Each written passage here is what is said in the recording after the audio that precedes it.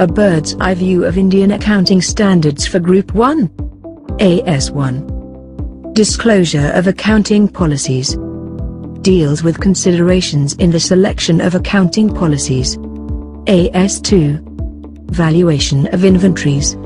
Deals with principles and different methods of valuation of inventories. AS3. Cash flow statements. Deals with presenting information about cash and cash equivalents by classifying as operating, investing and financing activities. AS6. Depreciation, accounting depreciable assets. Aims at uniform treatment for depreciating depreciable assets. AS7. Accounting for construction contracts.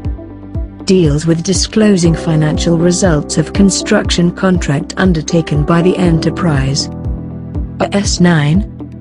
Revenue recognition. Deals with recognition of revenue in the statement of profit and loss of an enterprise. AS10. Accounting for fixed assets. Disclosure of certain information relating to fixed assets. AS13. Accounting for investments. Deals with accounting and disclosure requirements for investments.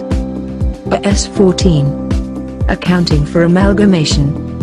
Deals with accounting for amalgamations in the nature of merger and purchase and treatment of any resultant goodwill or reserves. Below charted. Hope we had added value to your knowledge through this video. If so, please like, share and comment on this video. And subscribe our YouTube channel for more videos. Thanks for watching the video. I am CA student. Achieving excellence together.